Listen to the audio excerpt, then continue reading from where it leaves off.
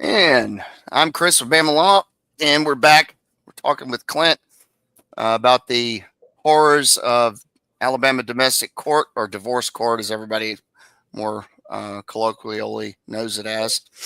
How you doing tonight? I'm hanging in there, man. Trying to, at least. It's not easy. I know it sucks, especially talking about this crap. People don't realize. Well, I don't think it. Well, I'm hoping people that watch it have been through it and at least have some sympathy. I think that it's more important for the people who have not been through it to understand what's going on in our courts because, these local judges and the local elections and the local politicians and the local everybody, like, you don't know what's going on in there until you've been through it. They should. Unfortunately, they don't. Yeah. And so just being able to share it out loud, it's cathartic. Yeah, I mean, cathartic, but also, the news doesn't cover this stuff. But you see it all over social media. I mean, people are getting screwed left, right, and center all over the place constantly, and nobody's doing their job to hold people accountable. And that's I think that's what, ultimately that's what I'm after in the long term. My situation with the kids is what it is. I mean, they're completely alienated from me, and which people don't realize, but that's actually you can get charged. You can catch charged in Alabama for parental alienation. Yeah, or at least a divorce court. I say a divorce court charge, which is contempt. It's not fun. Not a good day. Yeah, if you actually have a judge who will actually do their job. Yeah, no, it's. I was lucky where I practiced in Calhoun, and I'm not going to say who it was, but people can figure it out. But she's retired now, so at least I think she is. She definitely didn't put up with it. I mean, I had clients both sides, that did the alienation and were alienated, and luckily, sometimes the hammer of Thor would come down, and it's like, well, I knew that was coming. You should have not been an asshole. I don't, right. I mean, I don't know. I mean, you tell them before they go in. It's like, dude, you can't make your kid alienate the parent. It's the I have to win attitude. Yeah. It's I got to win. I'm going to win. I got to win. I got to win. And it's like, dude, there's nobody wins in a divorce. I mean, they really don't. No, my kids have lost literally everyone in their lives, except for the people who mom can control and manipulate. Hey, Brooklyn, how are you? Sorry, there's a chat. Yeah, somebody popped in. So yeah, sorry, go ahead and finish what you were saying. But yeah, they have no real contact with me. They've got a stepmom who they loved. They've got step siblings. My parents, they don't ever see anymore. It just, I mean, the whole. So, and of course, we talked last episode about how they lost their pawpaw. Yeah. But they have lost literally everyone in their lives. How was that handled by the court? Did that happen during the court case, or because I met you at the end of your case? Yeah. So that was ongoing. That was actually one of my triggers for trying to get custody of my kids, is when they started that stuff with him. Because I was like, this is just a bad environment for them to be in, and I got to get them out of there. And it went ongoing. That case, of course, went to trial because Attorney Deborah Gregory has to take everything to trial. Nothing can settle. Like literally everything? Because that was I had a reason for. I was such an asshole, but I did criminal, and so. If you have a prosecutor, whether they're trying to settle a case or not, if you have a judge that's an idiot, which there's a lot, and it's like, okay, look, I mean, I'm trying to get a plea done. It's a 5-year offer, maybe a 5-year split too. And I'm like, okay, well, how about make it a 3 split 13 months or something? Just give them the minimum. No. I'm like, okay, set it for trial. And it got to the point where it was like, okay, here's your offer. I'm like, nope, set it for trial. And Wow. so I think on 1 month, I think I had like 80 some odd cases that were just docketed set for trial. But I mean, at some point you do get offers, and I didn't take them to trial, but you're right. There's a lot of lawyers that, I mean, that's all they do. It's like everything's got to go to trial because they get paid. How much?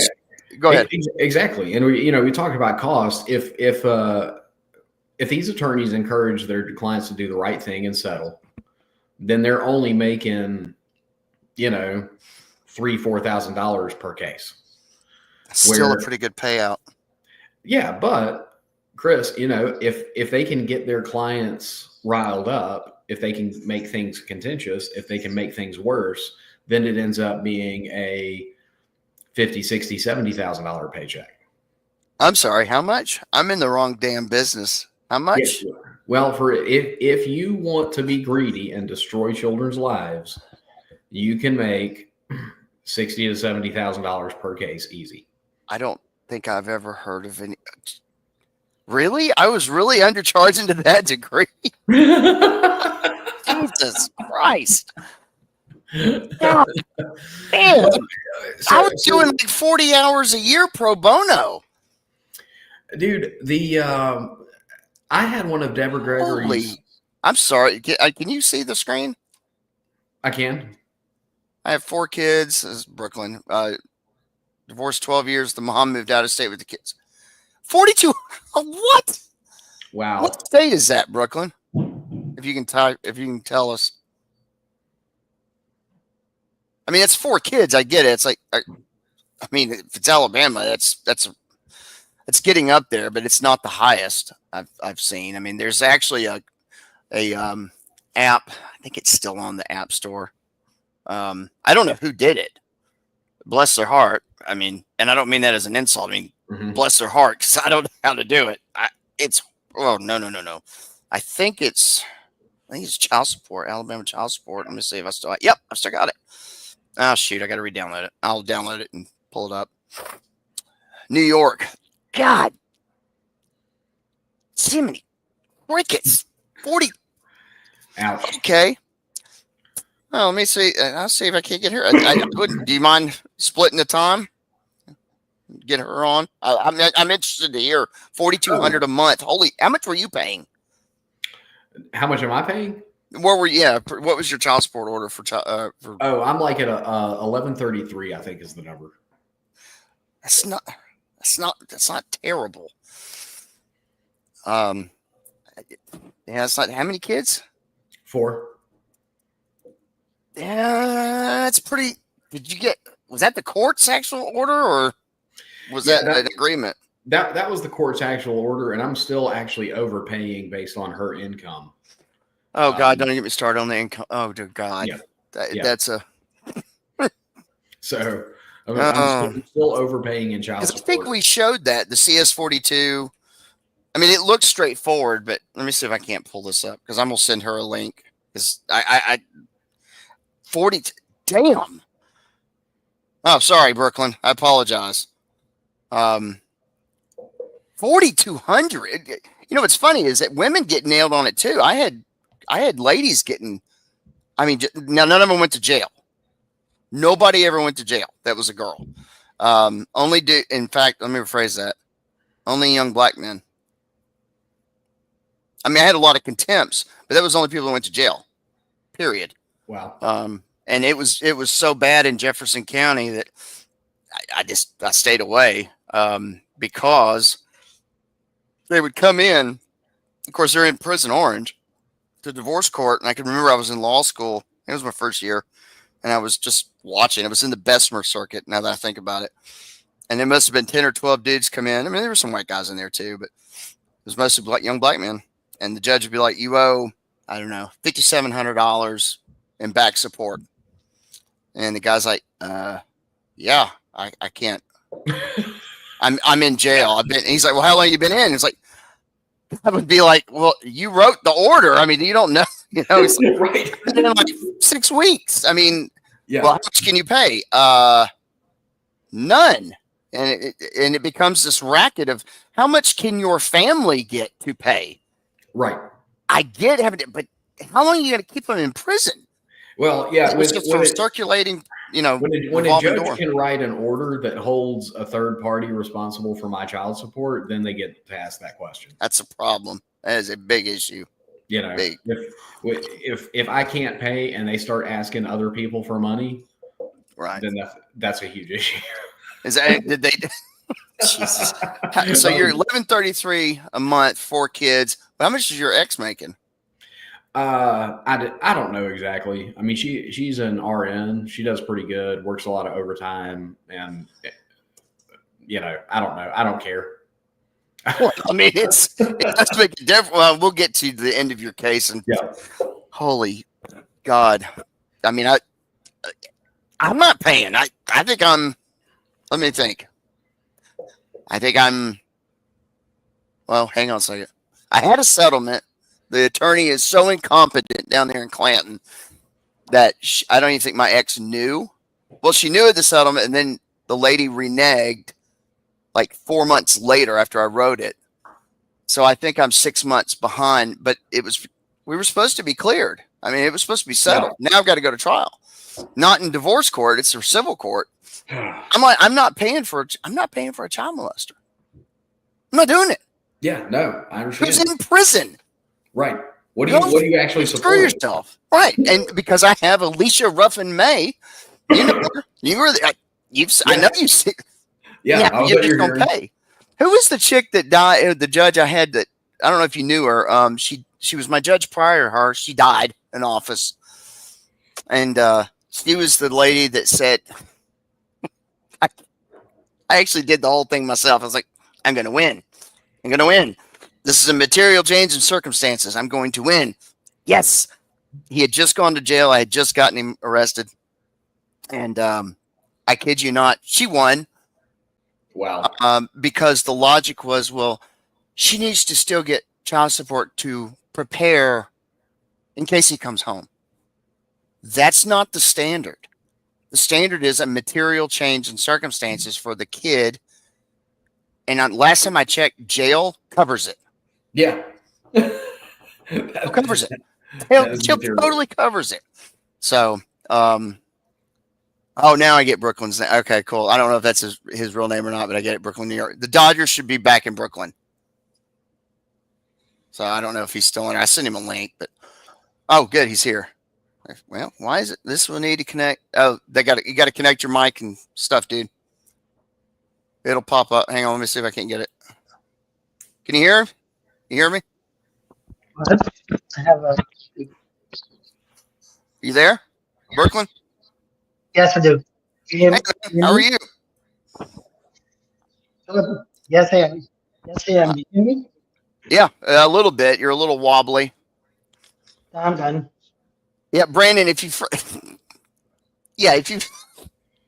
flee the country, that's usually frowned upon.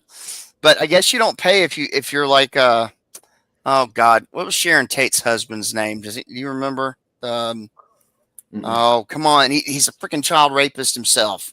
He directed movies. Roman Polanski. Yeah, he's in Switzerland or Monaco. I don't know, one of the two. He's been in hiding for like 20 years. He's still got warrants. Oh crap, I lost him. Come back, Brooklyn. Dang it. Must not be a good connection. Yeah, I don't think it is because he was really chopping in and out. Yeah, it may be on me. It can't be on me. I've got like half gigabit internet. There's no way. Anyway, so maybe he'll be able to come back. I can't imagine. How much is that per year, Clint? $4,200 a month? It's close to $50,000 a year. Holy shit. I can't. I don't know what Brandon's paying. You're paying $11.33. I'm not even going to say what I pay because it was a private agreement. It was a private agreement. It's not bad. It's really not. It's not bad. I'm not complaining about it. It's just I'm not paying for somebody who's in prison, and you can't get anything done. It's Jefferson County. It's the little grab bag. Well, you can't get anything done anywhere. He's back. Hang on one second. I don't want to lose him. I ate Mexican and I shouldn't have. Yeah, it's not well. Yeah, I still need to connect your mic. This app isn't bad. This StreamYard, it's not bad. It works pretty decent. I'm not exactly the most professional with this crap, so. Cool, you there, Brooklyn? Nope, I lost him again. Dang it. Yeah, maybe he can think about going to Brandon's thinking about going to Canada. They have extradition, dumbass. Canada's about to be America, or so I heard. Yeah, that's the last place you want to go, Brandon. Let's try at least somewhere like, I don't know, Vietnam. Sounds good. I mean, you kind of have to get used to the people that sound like a motorbike passing you by. My aunt's Vietnamese, so I can make fun of them. So anybody that gets offended can kiss my ass, literally. So anyway, let's go back. I'm hoping I can get him connected back on. God, I hate that. Damn it. I hate that I got him confused. I thought, anyway, his name. I apologize, dude, for misgendering. Let me see if it'll. I think you got internet issues, Brooklyn. Unless StreamYard's having an issue. Brandon, are we having an issue on the stream? Is it smooth or is it chopping? If he's even paying attention. Let me see. I feel like one of those. All good here. So it's on Brooklyn. Well, let me see if I can get Brooklyn now. You there, bud? Yes. Do you have Zoom? No, I don't. It's through this app. That's about as good as we're going to get. So tell me about your case. How long you been divorced?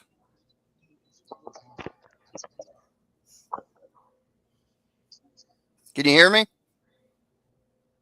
Keep cutting in and out. Yeah. Man, we'll try it. We'll try it later, man. Just if you can, just text me and let me know on the in the text if you can make it through. So anyway, I think we left off. Your ex had moved into that small residence on the family property. You meant her family property, right? Yeah, it actually is right next door to her mother and stepfather's residence. Just okay, adjacent to it. And that's the gentleman that unalived himself or got it. Correct. Okay. How old was he? Oh man, I want to say 72. Oh man. I think that was his age when he died. Was it actually as a result? Do y'all know for sure? I mean, did he leave a note? No, he did. He went to his lawyer, updated his will. And that's never a good sign. Yeah. A couple of hours later, they were pulling him out of a flaming car, and he never regained consciousness. Died in the hospital. Damn. Okay. So yeah, I've never had anyone do. Well, that's not true. But yeah, I did have. Well, he's dead, so it doesn't matter. There's no confidentiality with the dead guy, but I'm not going to say who he was. But he took a plea on a domestic, and God, I hate to talk ill of the dead. He got out, and about a year later, he should have been able to get a gun, but we all know getting a gun isn't difficult. Mm-hmm. I mean, it's just not. I could probably go out tonight, even where I'm at, and I don't know, a couple hours I could have one. And went over to see her, and her boyfriend was there, and he discharged those rounds and wounded him. I ended up getting him appointed to me. That's how I found out about this. That's how creepy it was. Yeah. Oh yeah. And then he killed her and or unalived her. YouTube will probably nail me. And then also, unfortunately, himself. And we knew he had, but you can't do anything in Alabama for mental health. I mean, you had Bryce on the University of Alabama campus, but no, and you've got I'll think of the name in a little while.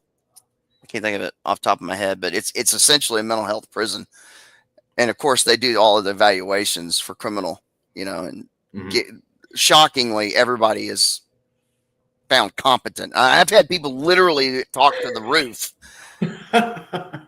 that I knew were after 6 hours in the room trying to get through a 30-minute freaking conversation.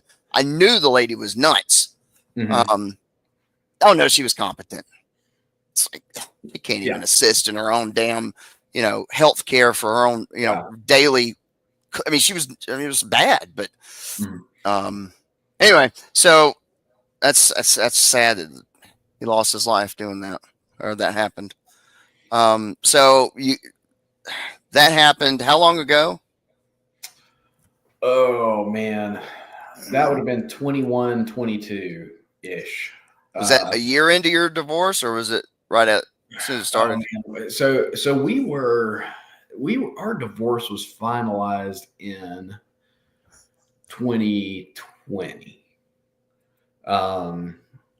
She had started. It was finalizing, and what'd you do? Go back and try to modify the divorce decree? I went back to modify because she was not doing what she was supposed to do. Of course, so that's where it gets really bad. Exactly. Yeah, people don't. Okay, just because people are going to watch this. Yeah, and I know Brandon knows what I'm about to say. Modification is what you do. You can do it for child support. You can try to. You can go back. Nobody does it to modify the actual decree itself.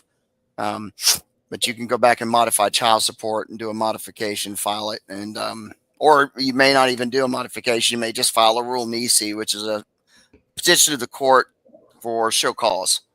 To come in and show cause for why you should be able to contempt. I filed a rule nisi for show cause because she was. What had happened was she had stopped bringing my daughters for visitation. My sons were still coming like clockwork, and we were spending all kinds of time together. Like they were asking to stay late. They wanted to stay extra. We were going rock climbing a couple of nights a week. Like never had any issues, but the girls had severe behavior problems. What kind of issues were they having? How many kids did you have again? 4. Okay. Two girls who were older, 2 boys who were younger. Okay. And I started asking around. I finally went to one of my daughters I found out had made a false child abuse report to her therapist. And I had to deal with that. So, and when I went and talked to the therapist, she told me that, of course, mom had given the kids way too much information about the divorce, and that, which is a exactly right.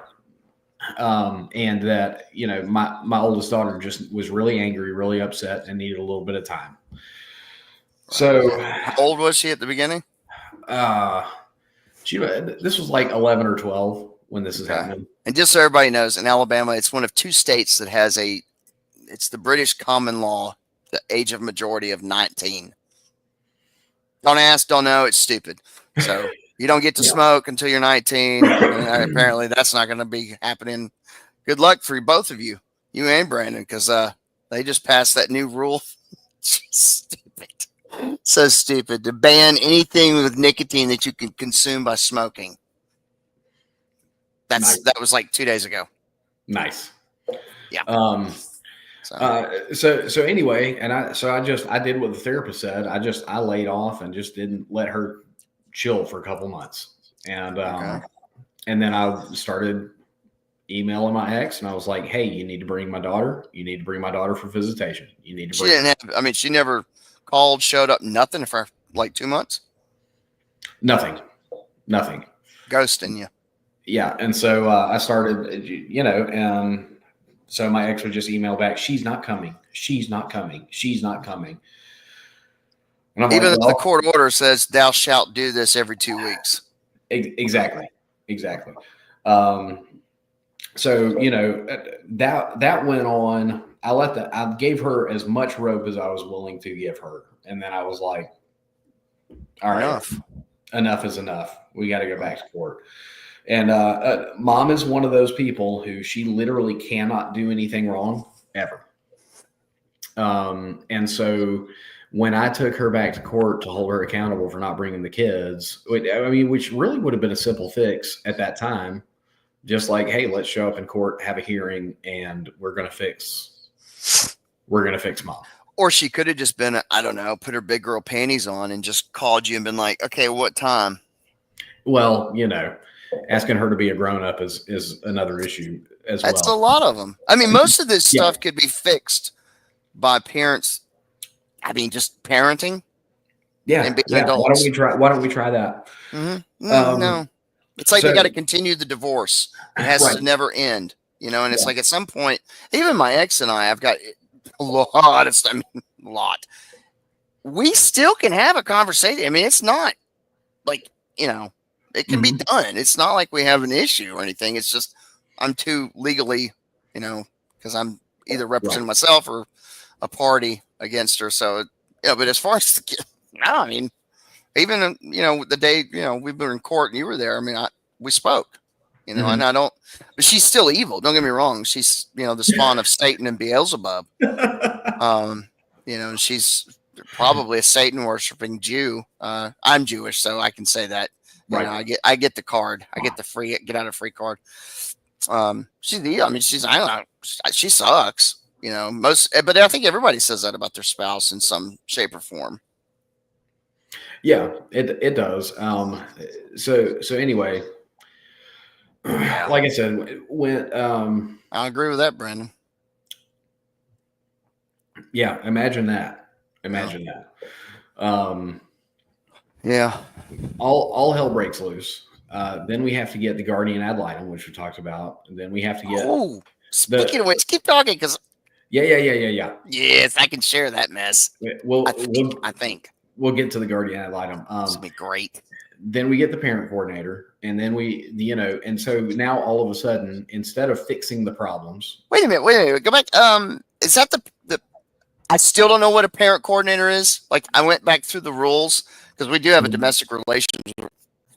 It's rule civil procedure, but there is a separate rule book. There's like nothing called that. So, like I'm, was there one for you and one for her? And how much did they get paid? No, it was one guy who's a parent coordinator, and he was another lawyer who was billable hourly, who's supposed to manage and mediate stuff in between. And I'm like, there's no more useless role. And like, we have problems that we actually have to fix. Yeah. And so ultimately what happens is, in these cases, if like, mom never had a real reason to withhold visitation. Did she ever give one? And it's all made up. Okay. It's all made up. And we'll get to that when we get to trial. But if a Crittenden client, who's Crittenden? Tip for just people that don't know, who is it? Oh yeah, the Crittenden firm is the most universally well-known firms in Birmingham for complete lack of integrity and ethics.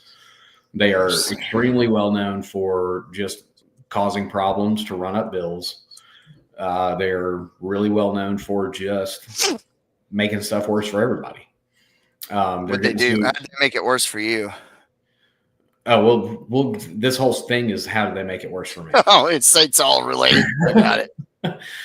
Look, I literally have an email from Deborah Gregory to one of my former lawyers. Is this one of them? Is this them?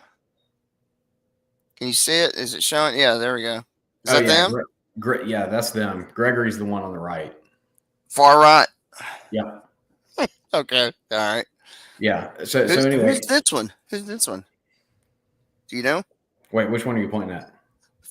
Next to her, next to the chick with the fake black hair. That's Laura Montgomery Lee, and she's just as bad. Yeah, I know that name. I don't think I thought I had met her before, but I don't think I have. She's not familiar. This chick is. I know. I know her from somewhere. Probably at some CLE I did. Who's this one? Do you know her? I don't. Okay. No, you don't know this one either. Well, hell, I could probably just find out where it says about attorneys. Oh, look. Here we go. You had that one right. Oh, she's a managing partner. That's probably a Rolex on her wrist. Look at that rock. Well, good money. Oh, and there's yep, that's her name. Yep, that's who I thought it was. I thought that her name was Judy. I thought so. Of counsel. I still, after 13 years, I still don't know what the hell of counsel means.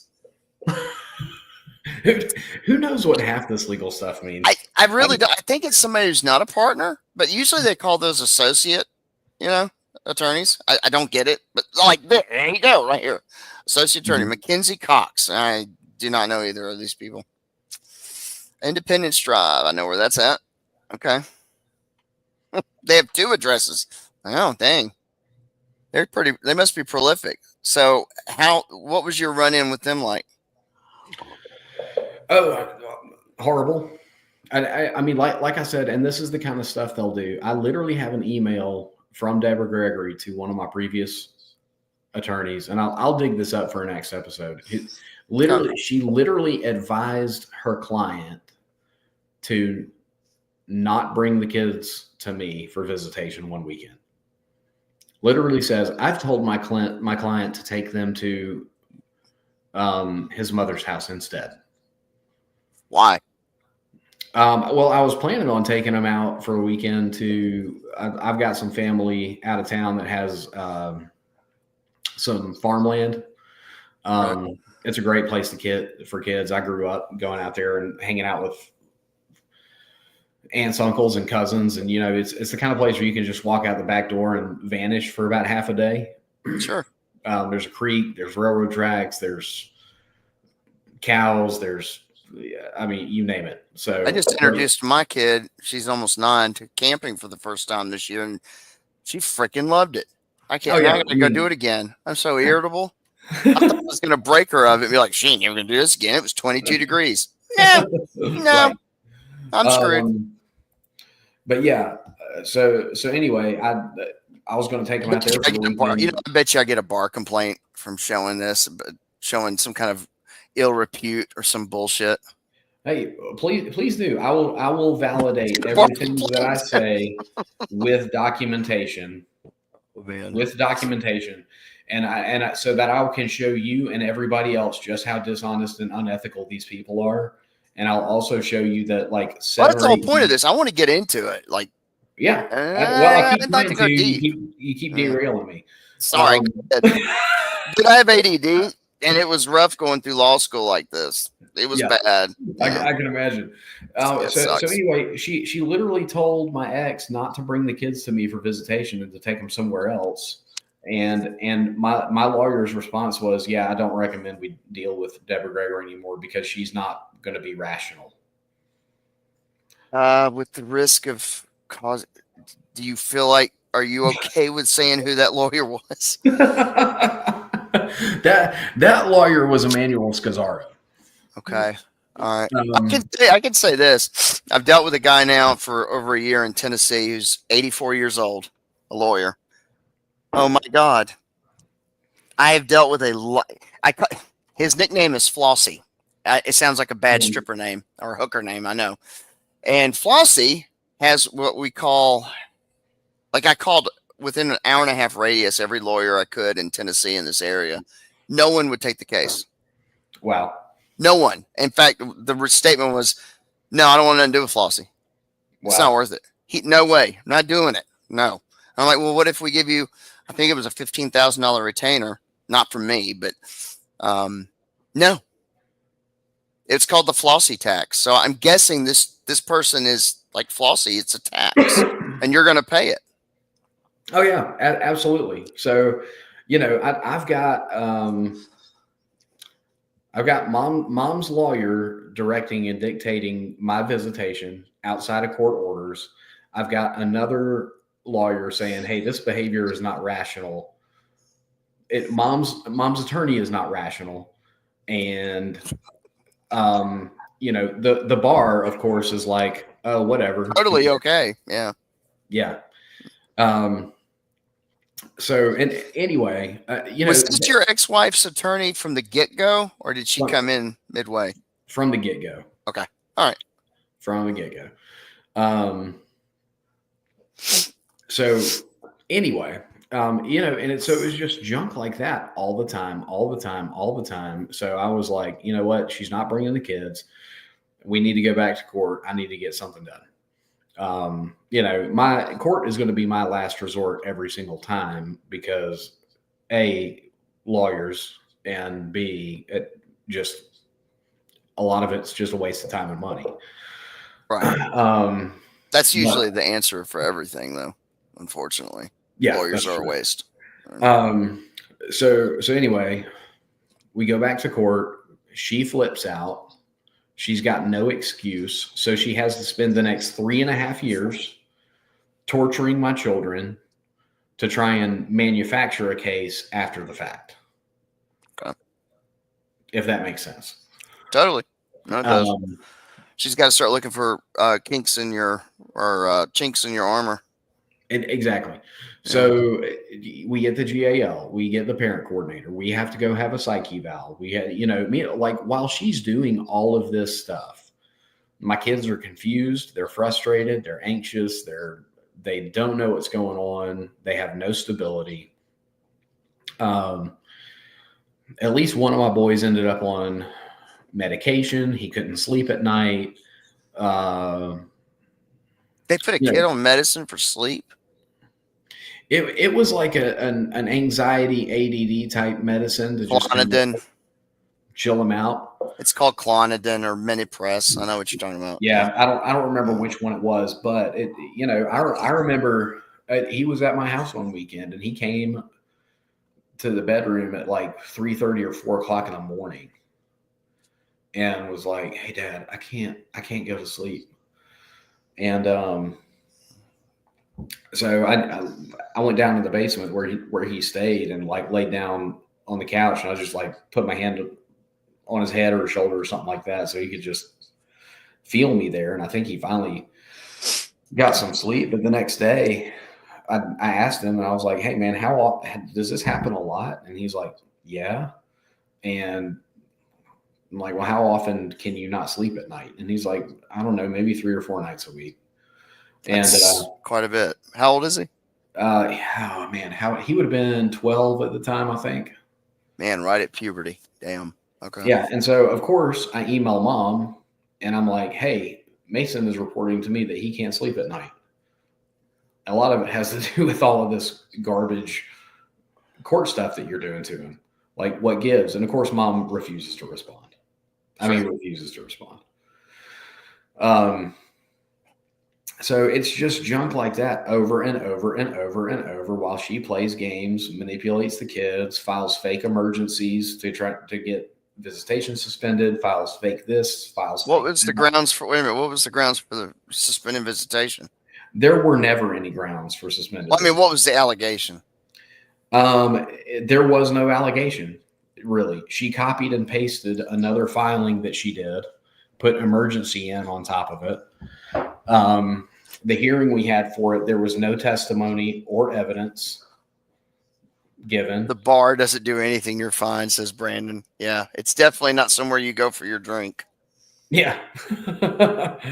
And so my kid got his visitation taken away. And we can talk more about this in trial when we get to trial. Okay, what was the grounds for taking?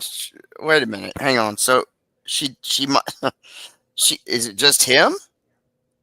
It was just him at that point. So here's what mom did to make her case. She never did anything at all to protect all of the children from me. Right? Because I'm not actually dangerous. What she did was she took about 3.5 years and played games and picked them off one at a time over about a 3 or 4 year period. It sounds more like a lawyer doing that. Oh yeah, the lawyer 100% directed the alienation. So anyway, because we got to trial, and mom kind of had this little breakdown where her veneer cracked, and like everybody in the courtroom saw this. You're talking about the first trial, not the modification. The modification trial. Okay. What happened in the first one? Like when you got divorced, was it just a regular agreement and trial? It was standard. We're going to split the house 50-50 every other weekend visitation. Okay. So it's standard agreement order and divorce order. There was nothing Which, by the way, we actually do Fancy letter. use like copies of everybody's. I mean, it's the same damn thing. We just, Right. I'm giving away I'm giving away a trick, so to speak. That's Yep. unfortunately true for a lot of things lawyers do. But anyway, so in the modification hearing, Yeah. So modification trial. Mom has this moment where she panics and she starts accidentally telling the truth on the witness stand, just like rapid fire. It was weird. on cross or on direct? It was on cross, and so she goes. She literally says from the witness stand that my son was fine with visitation until she had it suspended. And I was, and I'm trying to remember it as close to verbatim as I can. Obviously, it was a while ago, but So a court split the kids up for visitation, though? Is that what ask that a different way. you got? 4 kids. You're Mhm. supposed to get them every 2 weeks, depending on the agreement. You should get all 4 kids on that Friday, Yep. or however it's set up, and you should be good for 48 hours. So how did the court justify yanking the son but letting you be cool with the 3 girls? Or Well, she was already not bringing the rest. He was the last man standing. Oh, I got it. Holy Right. crap! So here's what happened. This was like November.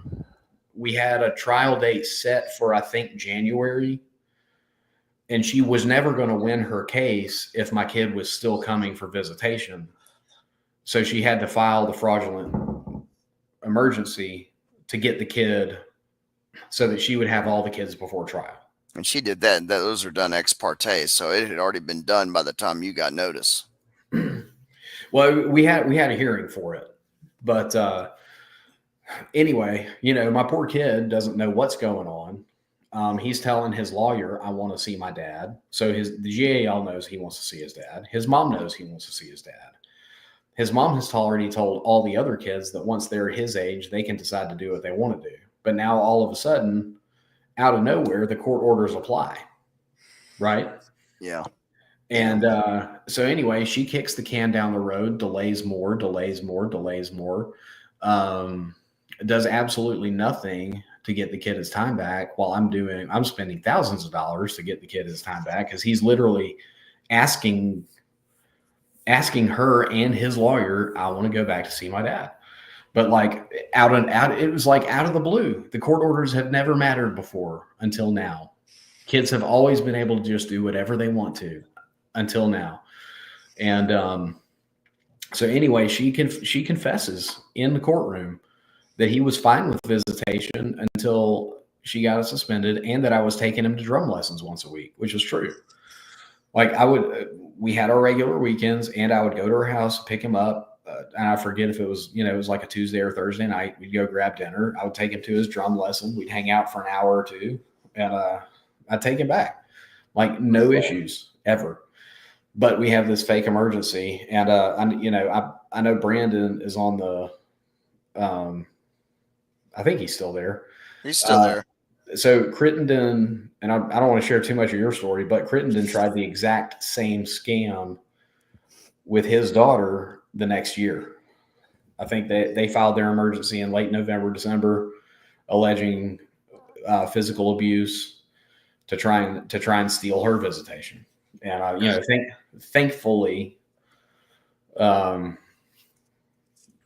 one didn't go through. But those are the kinds of dirty tricks and scams that people like Deborah Gregory and literally every attorney, I believe, at the Crittenden firm will do. They will hurt children on purpose to win cases, and it is the sickest, most disgusting, inhuman thing I can think of that anyone would do to a child. And Deborah Gregory, I hope you see this. I hope you see this, and I hope you see this because you're sick.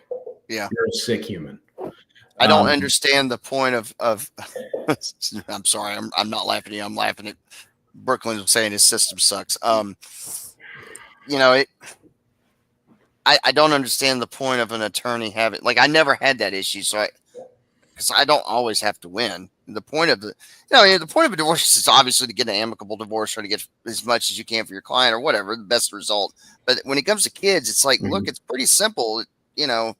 Some states are even doing like thank you, a 50-50 split where if you're both in the same county, you get 2 weeks and the other parent gets them 2 weeks. Hey, Alabama don't do that. Do you know what's really cool about states that do that?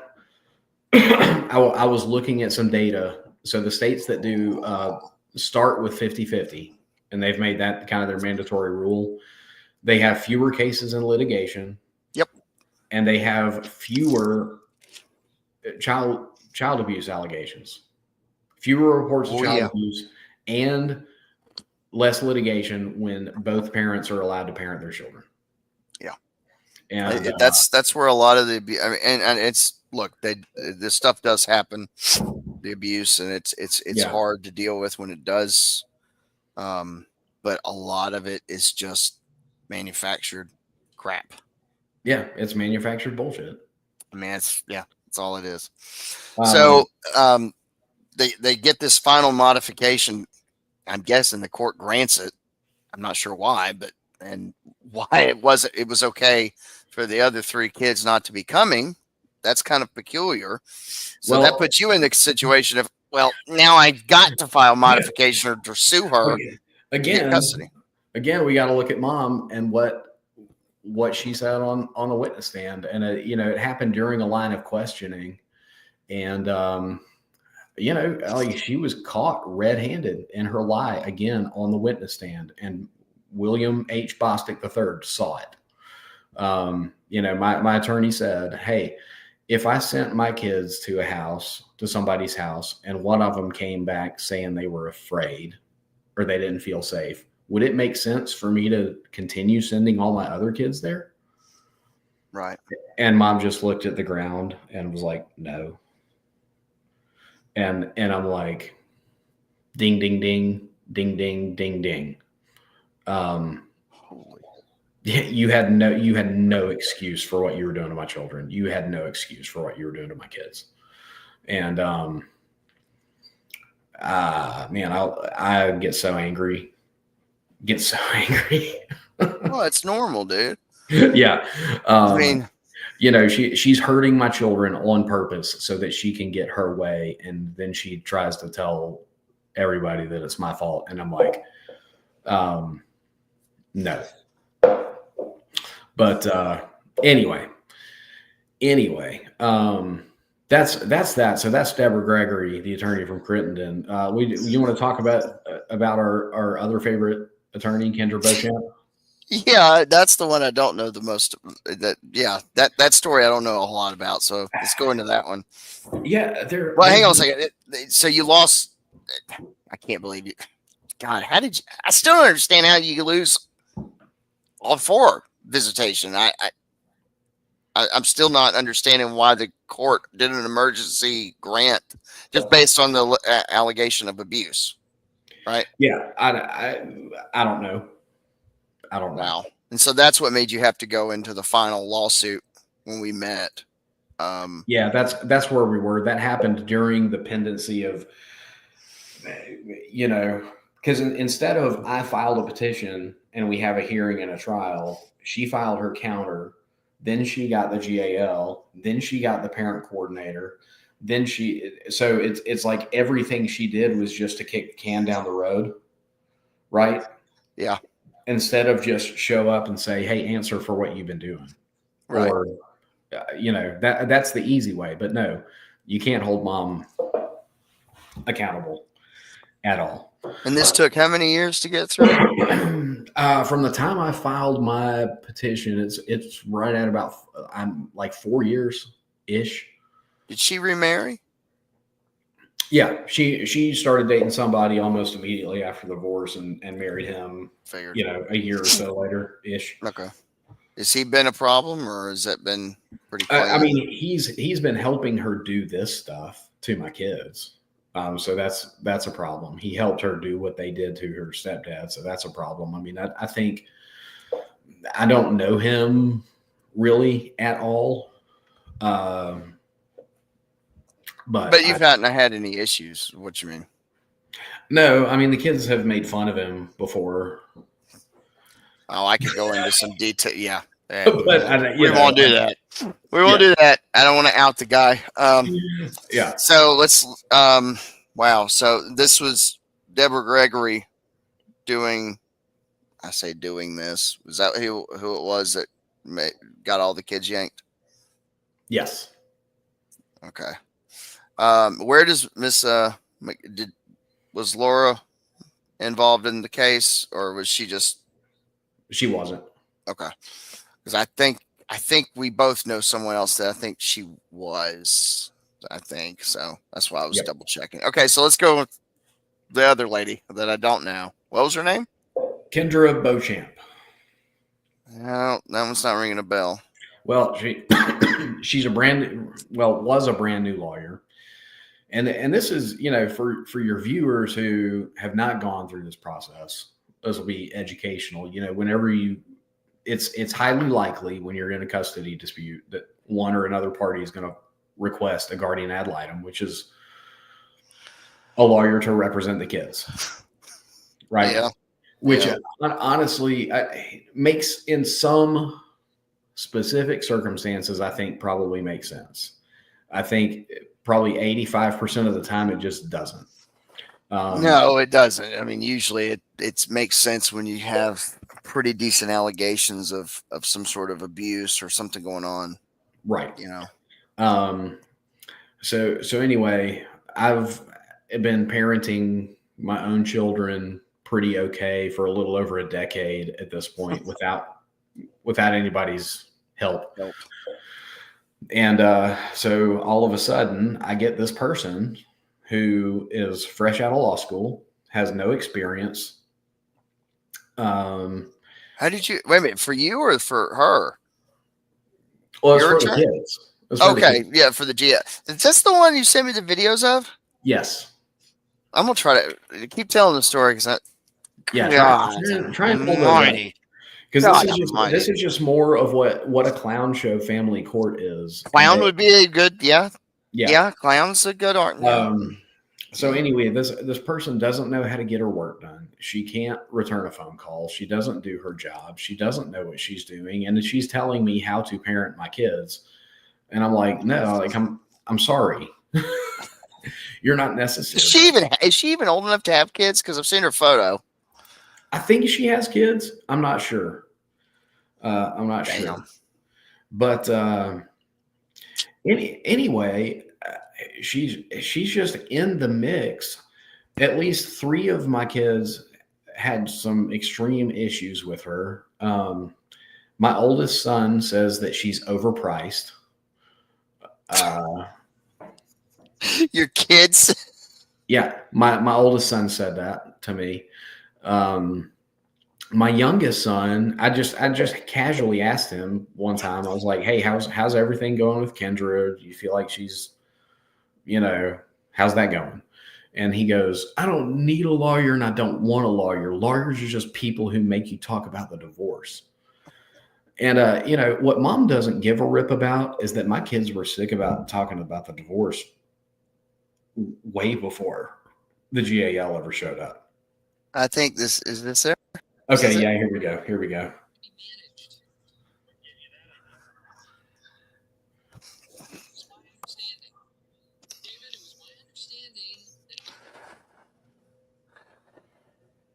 This is so bizarre. Yeah, I wish we had better audio. Yeah. Is it coming through at all? I can hear it a little bit. Okay, well, it's the first time I've ever I don't even know how to get rid of it. It's the first time I've ever used it as a function, so yeah, no, that's fine. I mean, like you can see what she's doing here. She's literally just like making fun of people who are in the legal system. She's making herself look like a clown. She's doing it on company time, all dressed up for work, but she can't fight. Who does she work for? I think she's got her own firm. I don't know if she has any real clients. I think she does public defender stuff and GAL stuff, and that's what county? I think most of the cases she has, she just gets assigned. I'm not 100% sure. Shelby. Shelby, yeah. Okay. But anyway, my kids were having trouble with her. I was having trouble with her. My kid's therapist could not get her on the phone. Wow.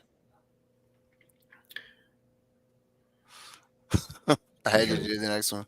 Those are good.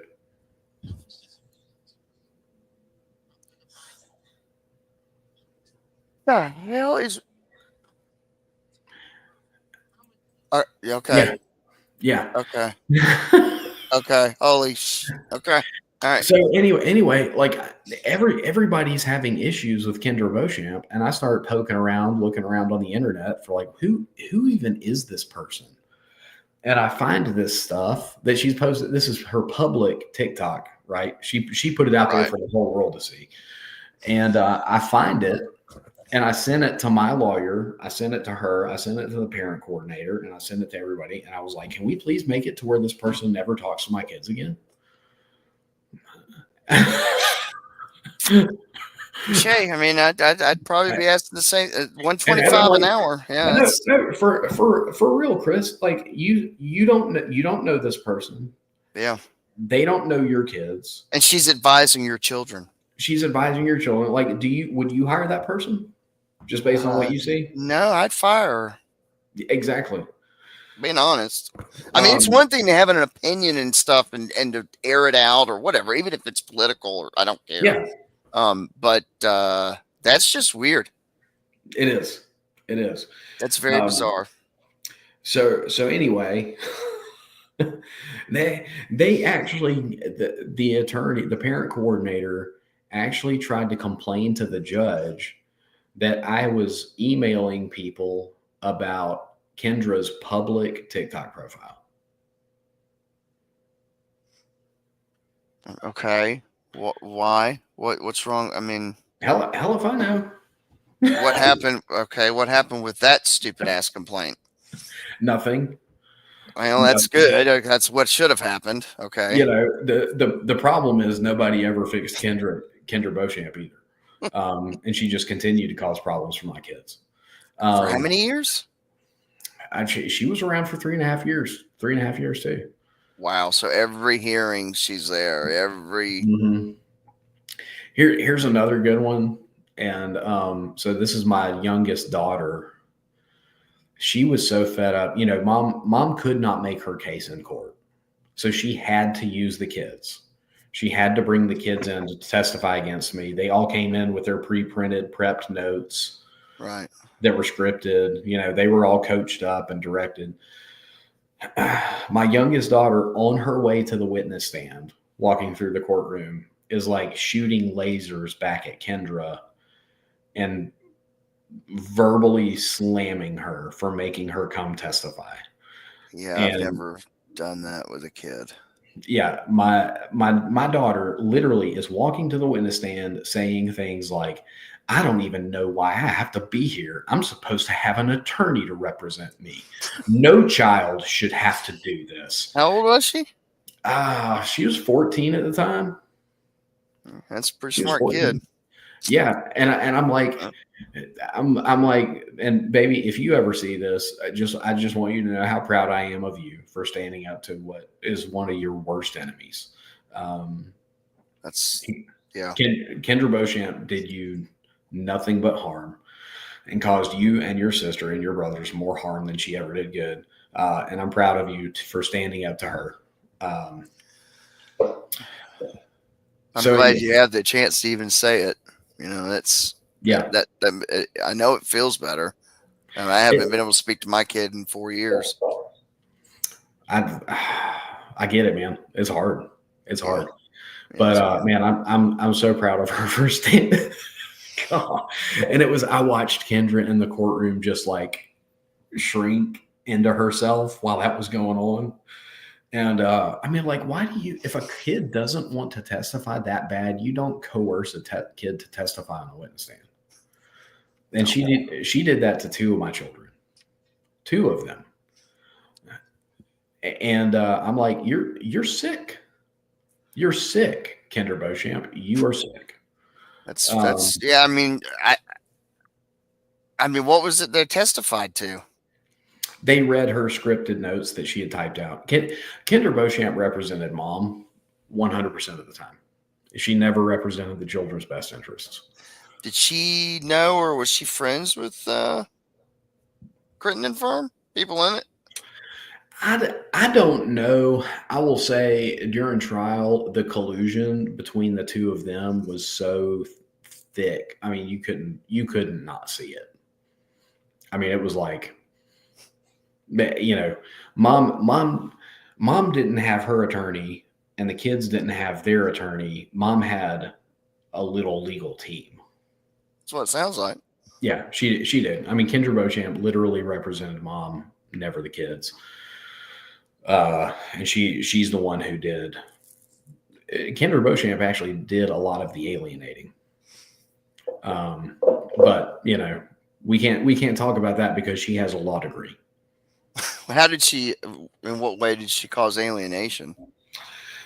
She actually shared inappropriate information with the kids. She never advocated for them. Or did she advocate, but it was only in a positive light for the mom? Well, and that's why I say she only ever represented mom. You know, she. I mean, I'll say that she, you know, she knew my son wanted to come back for visitation, like almost immediately after it got taken away. She did nothing. She said nothing. She even got the hearing that we scheduled for that delayed by another 2 months because she needed to go on vacation. damn. And you've got a kid who's been begging to see his dad for months. His lawyer's doing nothing. His mom's doing nothing. I'm doing all the work. And then she kicks the can down the road 2 more months. Like, way to help your client. Way to help. Why did the court even? I don't think that would have ever. Oh, I know it wouldn't have worked, or at least I practiced. The judge would have been like, "I don't." Well, you should have planned your vacation a little bit better. You don't get to just postpone stuff because of that. Who knows if Bill Bostic had the opportunity to do nothing and kick the can down the road on my case, he took it. That's a lot of courts, dude. That's a lot of judges. Yeah, if he had the opportunity to not do his job and somebody was going to give him a pass, he skated. So, and that's another reason that you end up with 3.5 years of litigation. It's because the judge just doesn't manage. Obviously, he doesn't manage the officers of his court. Right. You know, just hands the whole thing over to other people who are not really that good at their jobs, and try to let them figure it out instead of making the decisions that he needs to make when he needs to make them. And stuff just got worse and worse and worse and worse for my kids while mom played games. And I think even he knows that mom played games in his courtroom. And I think that's why he's trying to hammer me. I just don't understand what. Well, I'm not going to try to get into his mind. Well, I don't know, man. These lawyers, the Crittenden attorneys, are all getting sued in federal court right now. Oral arguments are in April for what they've been doing. So it's a hot button issue. How many people are suing them? You know?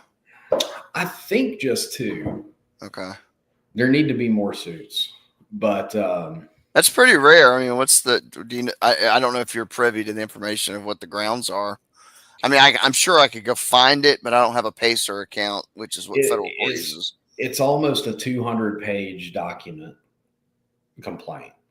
Damn. And you've got everything from destruction of evidence to mishandling of medical information to literal kidnapping.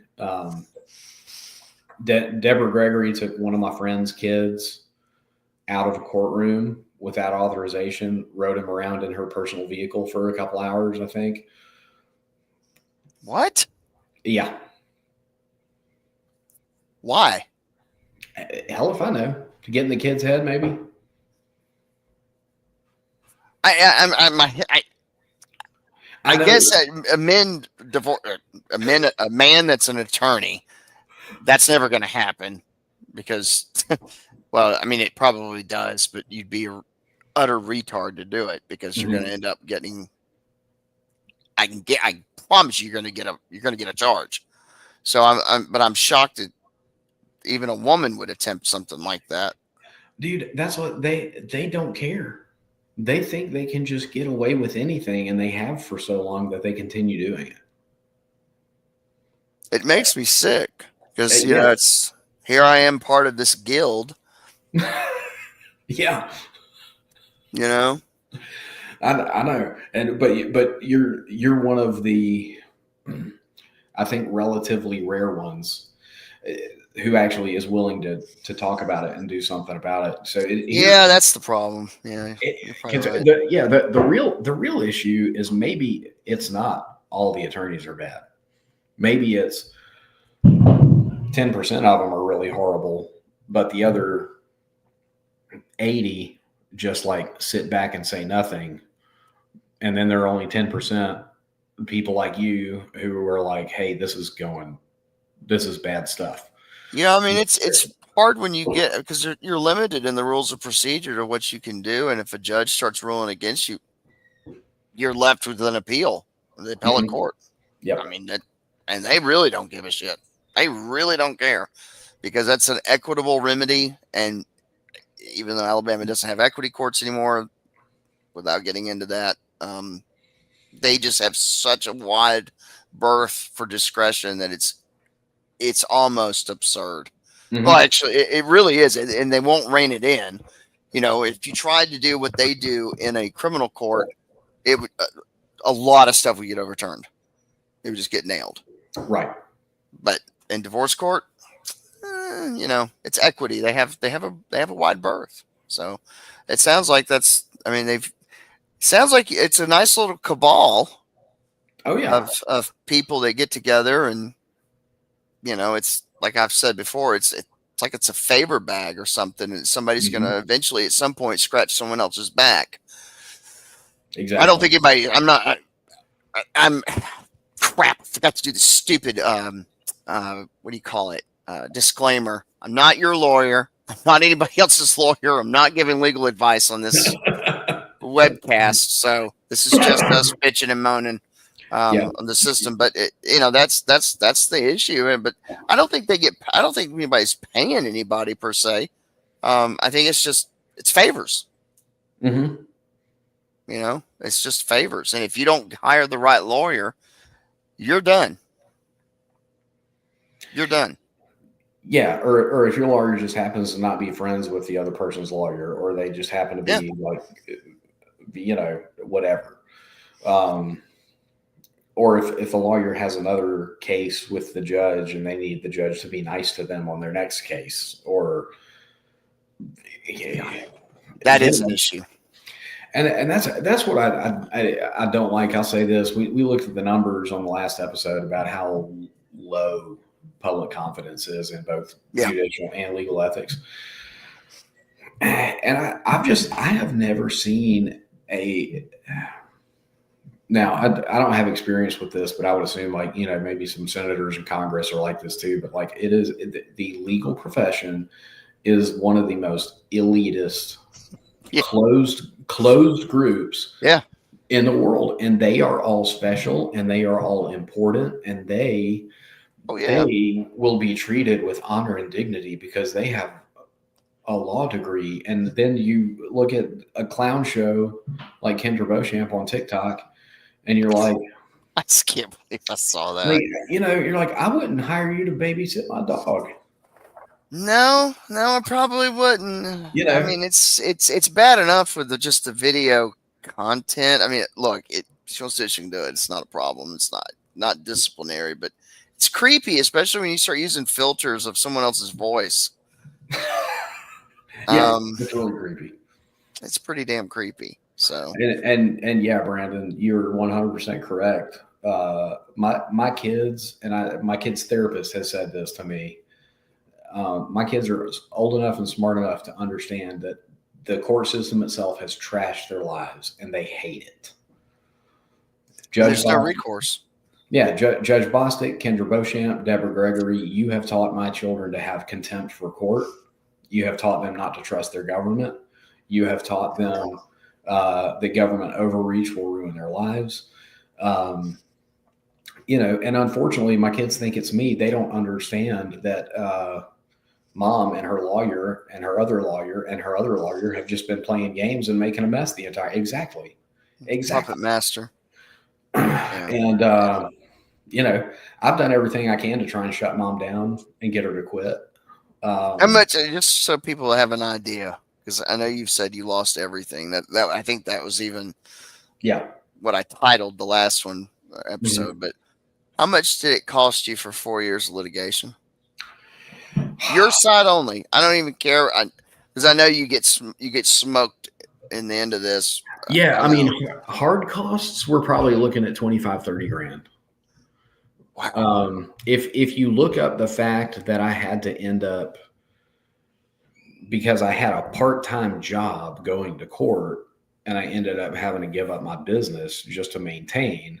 I mean, we're talking about lost income of probably close to $500,000. Because I could not run and operate my business and have this part-time job as like a pseudo lawyer managing my case. No, and I think that's part of the game that I know it's part of the game X's play, but it's like they don't get that in the end. Okay, you've won. Now he has no income.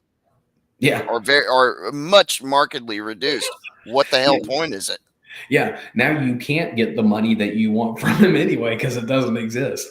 Like, good work. Good work. You've trashed my kids' lives. They've lost every relationship they ever had.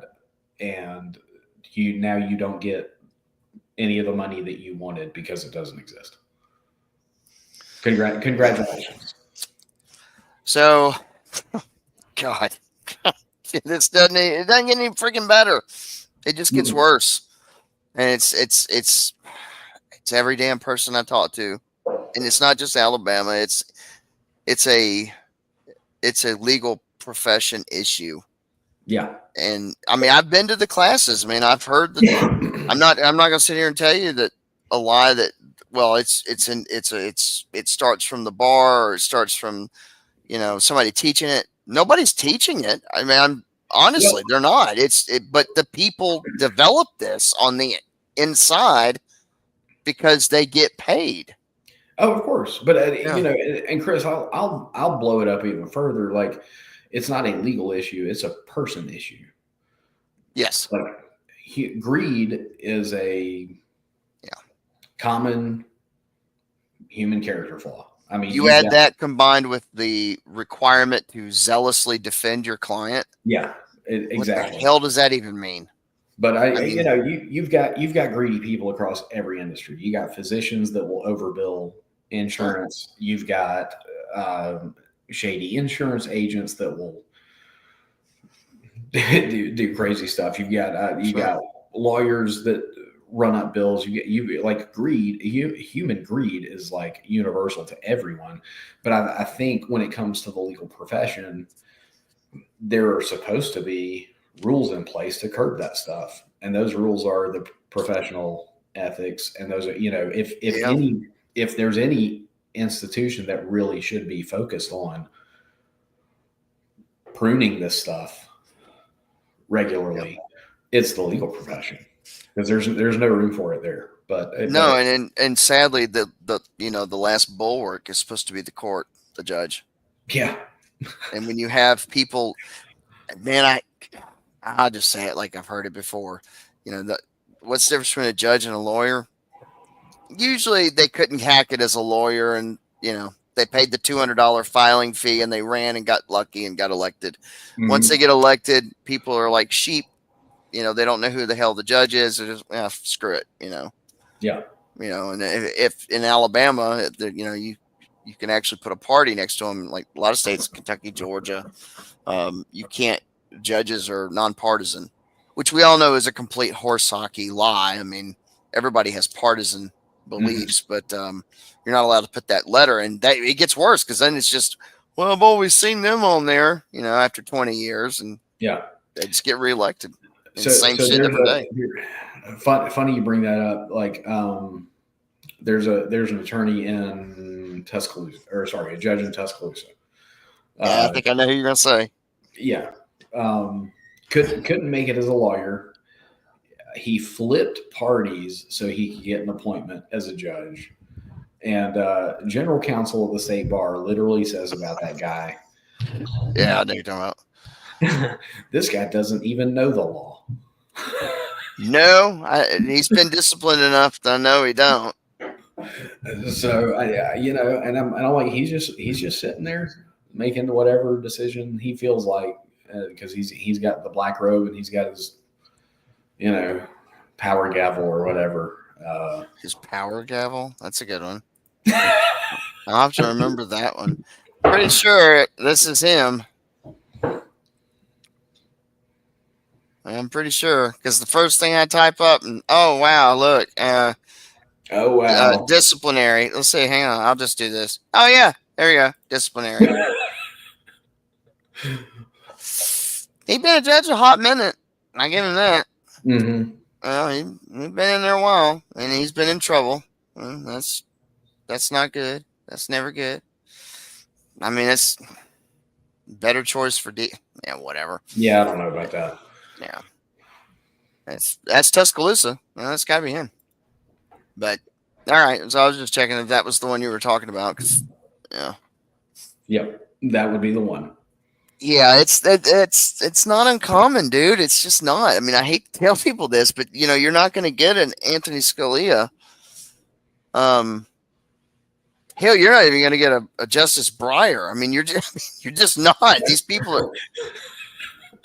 I mean, you pass the bar exam and practice. In fact, I don't even think I could be wrong.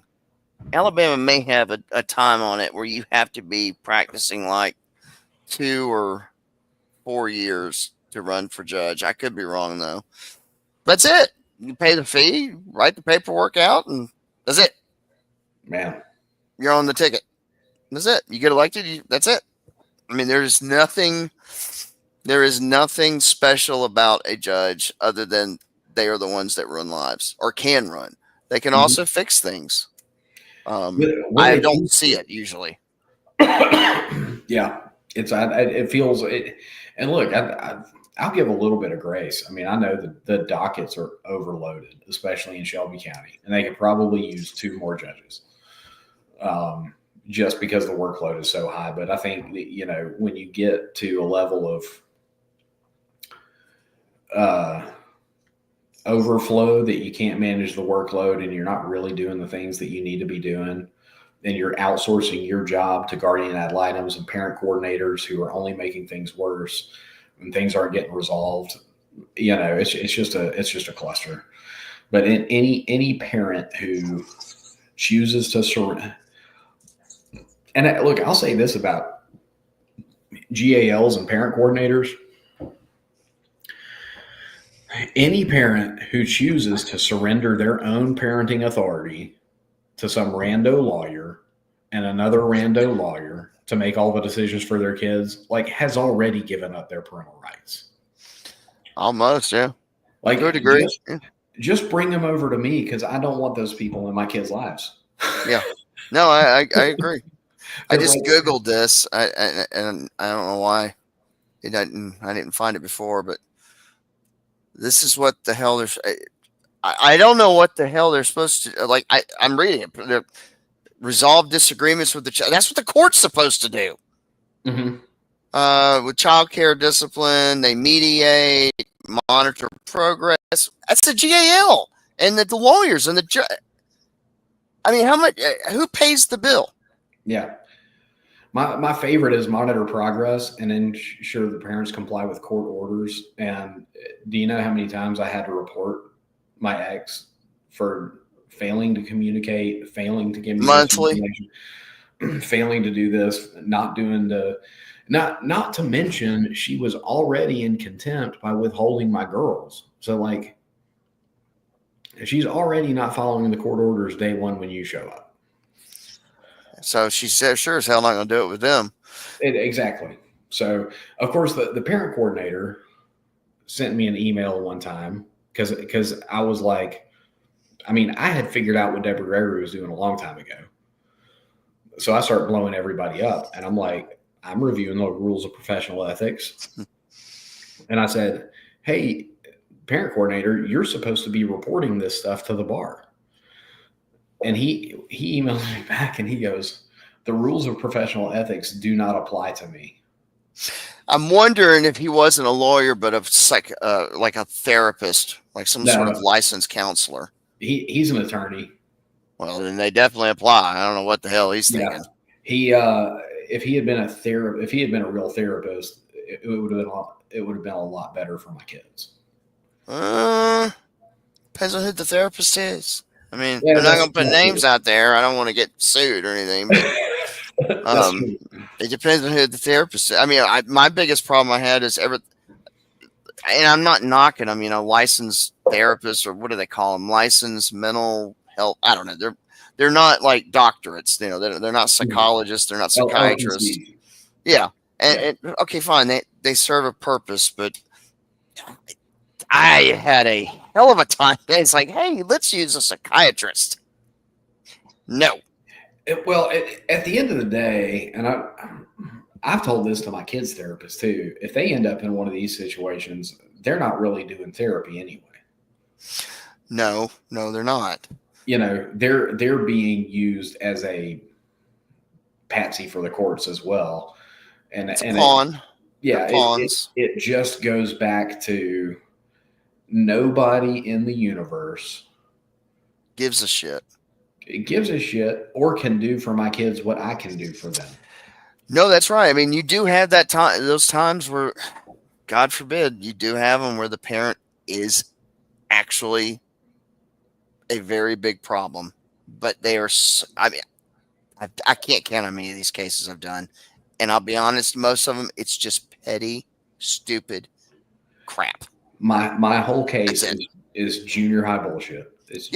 That's all it was. That's all it. Really, any of them go down to. It comes down to it's money. It's money. They milk them as a money. Whether it's the lawyer making the money, the everybody makes money. Everybody gets it. The court, because they got to have a domestic relations judge, which really and truly, if you got rid of it, you could, in a smaller county, you could sandwich that in with the civil court. Yeah. And just a circuit judge do it all. I mean, it's not that complicated, but I mean, you got therapists, doctors making money on the case. You've got GALs, you've got lawyers, you've got who the hell else knows? Yeah, and paralegals. You got everybody in the office staff.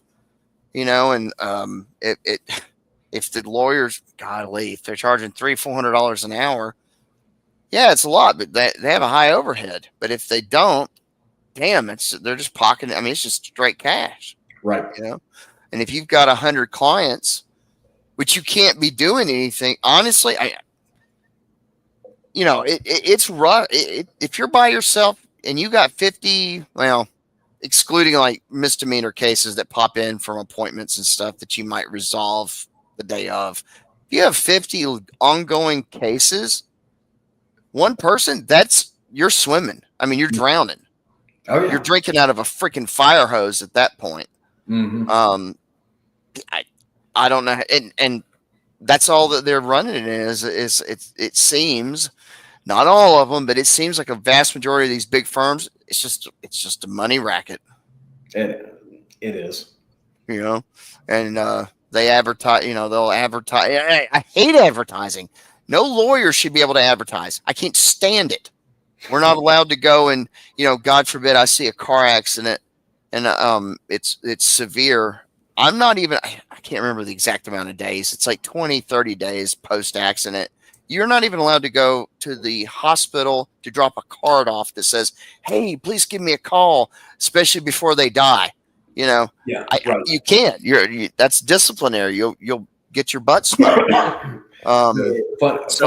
Funny story on that legal advertising. I used to be a property casualty insurance agent, and this kind of migrated up from Florida, but at a certain point, about 3 or 4 years ago, the accident and injury ad spend in the state of Alabama was resulting in a corresponding increase in insurance rates. Sure.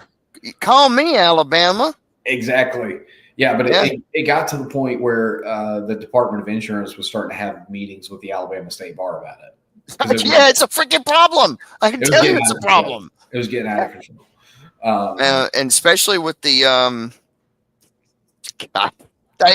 it's a valid case. The truckers, and I know, I'm sure everybody's seen them, just nobody's ever thought about them. It's the stupidest idea. Alabama has a lot of foresting trees, pine cutting, and you'll see a lot of logging trucks, and there's these metal cages on the back of the cab. Well, I don't know about you, but if I've got 10 or 15 tons of tree behind me, that little grate of aluminum is, and I've seen the outcome. Mm-hmm. I can assure you it does zero for that trucker. He is no longer with us, without fail. So, I used to insure a couple of logging companies. Yeah, and I don't know what they pay, but I'm sure it's outrageously high because it's a high risk. It's a lot. It's a lot, yeah. And it's how long were you in business before? I quit. I don't make it. I just tell people I quit because I lost faith in the system completely. Yeah. I went and delivered freaking mail. I didn't even want to do anything in the law. I didn't even want to be a clerk. I didn't want to do anything. Mm-hmm. And it took, a year and a half just to. I pulled a ripcord. So I know what it did to me financially. How long did it take before you lost your business? And I ran it for a total of 7 years before I finally gave it up because I was like, man, this is just too much. Because we had some really good years. If I had been able to put together 3 solid years unmolested by courtroom garbage, right, I'd be fine right now. How much you said you think you spent 30? Were you talking about 30 a year? 30 grand or just total? I was probably 35 all total. That's not terrible for what you've been through. That on top of I'm paying her child support every month. Plus, and well, let's get to your court order. You got smoked. Oh yeah, you got smoked. Oh yeah, bad. So what's your total damage in the end? Judge says I owe her like 50, between the 2 lawyers and what I owe in healthcare and this thing, $50,000. and she I owe her $50,000, and she said it was not reasonable to withhold visitation. I'm about to say something. You're not going to like what I say, and because it's going to make you more mad at the system, but unfortunately, and I've run into this even in another state, so it's not just there.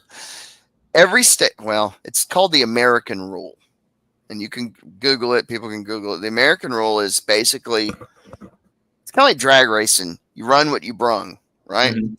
You pay your own way. You pay your lawyer. I pay my lawyer. Nobody gets attorney's fee. However, at least in Alabama, there is a little hook to allow the court to grant attorney's fees. Any other time, you're not I'm not going to say never. You're probably not. You'll get attorney's fees, but they'll come in the form usually of what's called a punitive award, right? You won't get where the jury comes back and goes, I want to give you your attorney's fees back. It's not going to happen. It's the American rule. You go to England, you'll get it. You'll get the common law doctrine, except in divorce court. And I don't know. There is a lot of rich people lawyers that's all they do. Like we just saw, that was all Crittenden did. I went through the list. It was just marital.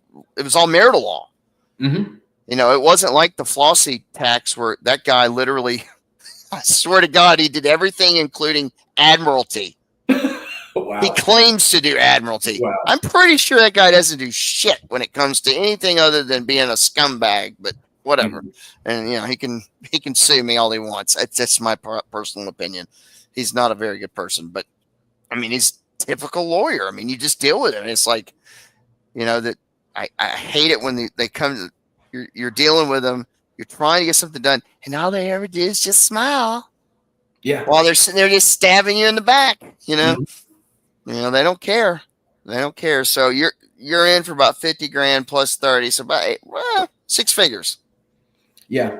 Good luck coming to get that 50 because it doesn't exist. What's the oh God, I hate to even say it. What's the repercussions if you don't pay or if you don't comply with the order? Oh, of course they're going to throw me in jail. What's the amount of days? We're well past that. No, I mean, how many days will you be missing in action? I think 25. I have literally never heard of a court except for criminal contempt actually giving a number of days. What made him do 25? What? I don't know. I don't know. And she didn't. And she violated court orders constantly, and she didn't get anything.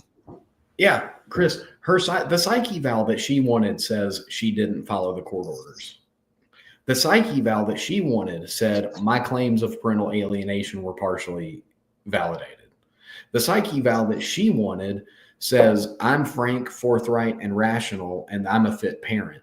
The psych eval that she wanted says she fudged her results on the psych eval to make herself look better.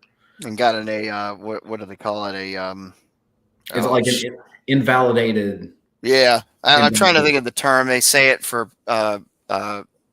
lie detector tests, and I'm trying to not deceptive, but I know what you mean. Starts with the letter I. I can't think of the inconclusive or something like that. Exactly. Yeah. So yeah, it's like everything she's done is bullshit and lies and games and bullshit and lies and games and bullshit and lies and games. And she's got away with it. And now you're looking at 25 days in the county. Damn. And 50 grand. Because I was shocked when I heard what the judgment would be, because I've been before him before. Mm-hmm. He's not one of the ones I wouldn't have.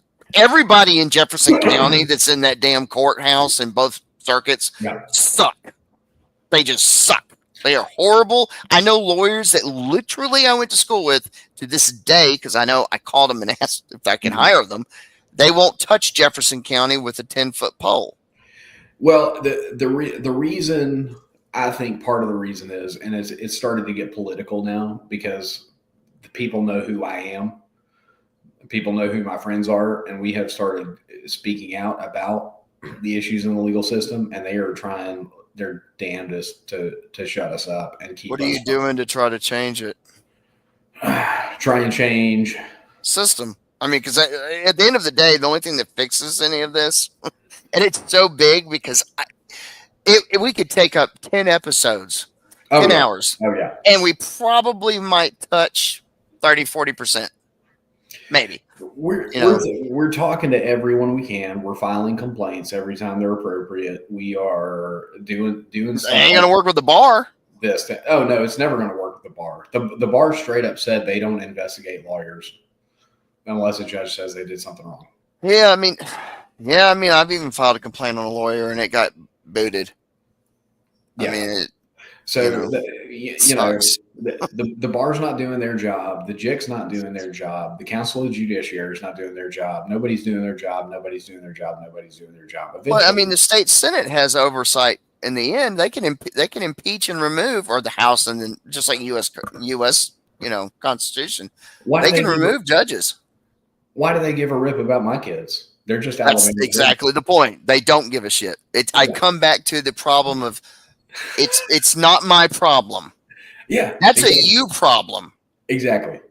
Until it is their problem, and then it's oh shit, I'm in deep. And that's why we're trying to make it their problem. That's why these lawyers are getting sued in federal court. It is their problem. They shouldn't be. God, I mean, when I started, I didn't go into the practice of law thinking, oh, there's some honorable institution. No, there's a reason why Shakespeare coined, if you kill all the lawyers, mm-hmm. There's a reason why I think that goes back to like 1600. So it's not like it's a new problem. Right. It's just become, I'll tell you this. Let me give an example. This is how it worked in Tennessee, because I was looking at their bar rules, etc., in the 1920s, up until about, I think, in the 40s, somewhere in there.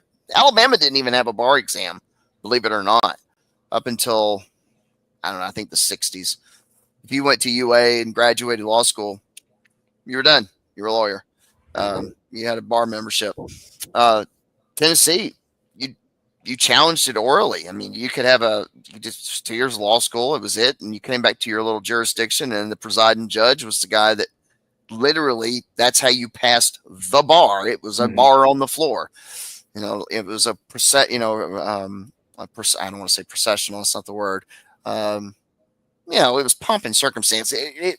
That's what you did. It's like when you see the lawyers go past the little doors, that swing, that's the bar. Right. But that's how it used to be. And now it's become this statutory monster, which I'm not even sure I agree with having a bar exam. I get that we want to have some kind of a measuring stick, but that's kind of what the school's supposed to be. Mm-hmm. D is for diploma, but that's the point. Is you got a law degree, you should know something. Right. The bar does nothing except that you can take an exam and pass it, and you're good at it. Mm-hmm. That's it. That's all it does. It teaches you not a damn thing about it. You come out, I'm telling you, the first time I went to court, I sat there and was like, I don't know what I'm doing. Yeah. I just looked. I didn't do anything. I didn't get appointed. Thank God I didn't get appointed to anything, because I'd have been like, I don't know what I'm doing. And you've got older attorneys that literally kind of tell you what. I mean, it's called practicing law for a reason. You learn. Yes. Medicine's the same way. Yeah, you come out and you hopefully know what you're doing. But I think the problem is that the bar has become this statutory monster has to exist for its own benefit to some degree. It's like, I could care less if they killed it. I just don't care. It does, and it pisses them off.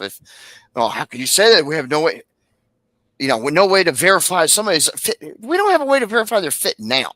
They do a background check. You meet if there's an issue, you meet with like I did. You have to meet with the board, disciplinary board, which is it's for fitness, character and fitness. The character and fitness committee. That is your, other than the disciplinary side of the state bar. That is it. And at the end of the day, just so people know, the end of the day, the Supreme Court is responsible for all disciplinary. All of this comes from the statute, and it all derives from the authority of the Supreme Court. They are the ones that sign all the damn orders. And all they do is just stamp what the bar does. If the bar says, I don't know, suspension for 90 days, because if you do 91, then you have to petition the bar to get your license back. Otherwise, it's an automatic reinstatement. And then the Supreme Court has to come back and, stamp it again. That's all they do is rubber stamp everything, And I've got Disbarment Monthly, Alabama lawyer right here. We call it Disbarment Monthly. And I can go through, look, I went to page 366. There's no way there's 366 damn pages in this. Disbarments. Oh, look, Montgomery attorney Brian Mann was disbarred from the practice of law in the state of Alabama by order of the Supreme Court, effective July 3rd, 2024. Court entered its order based on the disciplinary board's order accepting Mann's consent to disbarment, which is based upon formal charges alleging that he had mishandled and or misappropriated client and third-party funds. That is literally what you're going to see almost all the time. Yeah. Or they didn't do CLEs. Oh, this one got a Birmingham attorney, Henry Pinnock, was suspended for 180 days. What did he do? Oh, Jesus, that's a lot. This is like, oh, my God. Holy crap. Rules 1.1, competence. Oh, that's never good. 1.3, diligence. 1.4, communication, lack thereof. 8.1, bar admission and disciplinary matters. I've never heard of that one. Misconduct. Damn, he was hired by the adult child of a decedent to probate The decedent's last will and testament that had been prepared by him. The will is amended to probate. I'm reading this so that people know what the hell happens when you have a disciplinary issue. This is what you get. It's published, and it sometimes in the paper. He was admitted to the will was admitted to probate. Let's see. The adult child appointed as personal representative. I love how the adult child. I love the terminology for that. I hate that area of law. Oh, I hate it. It's so bad. That's the way to get disbarred. And this guy's proof. Pennick failed to communicate with the personal representative, failed to complete task he agreed, closing the estate. Ooh, that's not good. Also failed to respond to local grievance committee, which I've never heard of, investigating the complaint. He was found guilty of, he's fucked. Yeah. I mean, but yeah, I mean, there's only one more. Usually it's for commingling of funds in your trust account. That's usually what'll get you nailed. Always. They are like, oh my God, that matters. But if you screw with somebody's kids or do what you've been through, where you're just milking the system, the udder of the system, man, that's cool. That's cool. Yeah. And it sucks, man, because you see it and there's nothing you can do. The client's like, hey, man, I'm paying you. And it's like, dude, there's nothing I can. Literally, I'm telling you, there's nothing I can do. Bend over, take it. You're about to get it. And it sucks. Oh, yeah. You know, and it's the lawyer that you have, even at the time, it's like no matter how bad they want to help, they're limited. Well, look, as long as a judge will say there's no contempt if mom lies on the witness stand and everybody knows it, that's the problem. She said it's not reasonable for her to withhold visitation. She said my kid was fine with visitation until she got it suspended. I think the judge is just embarrassed that he got duped and that somebody played a game in his courtroom. And that's when you throw her in jail. If I'd have been the judge, I'd be like, all right, you duped me. You duped me. Now I'm mad. Yeah. Now I'm going to put you in. I'm going to get it. Getting a criminal contempt is more. Again, we're back to the wide berth that the court has, and one of the wide berths is contempt. If you do it in court, everybody. If I sit there and go, "Screw you, judge," to his face, that's a criminal direct contempt. I mean, you're smoked. Yeah. And a lot of this stuff is indirect contempt. You barely get a hearing. Most people don't even have the money to hire the lawyer. They come in, boom, it's a contempt charge. You've got 10 days to comply or you're going to jail. And the guy just comes out and he's like, because it's coming, I'm telling you, for both of us. I'm telling you, it comes. I've already had mine. I've already had the arrest warrant, and it's like, because she comes back with the bullshit of, well, you owe medical. Like, medical? What the hell are you talking about? No. I'm not 10 years later. No, but that's what the judge is dumb enough to go. She literally believed that I drove. This is a quote. I can't make this shit up. I drove down the road as I drove off. I took the papers and threw them out the window. And I'm thinking, I'm cross-examining. I'm like, there's no way she just said that. Yeah. That did not just come out of her mouth. And the judge still was like, yeah, because, and I know that she didn't even write her own order. It was my ex's attorney that wrote that. Again, they do these pre-prepared orders, and it's a proposal, and you submit it to the court, and I guarantee you what happened in your case. That judge, Boston, didn't write a damn word of that. He copied and pasted straight from. No, he didn't even do that. He took it out of Word because it comes in as a Word doc when you submit it on Alifile.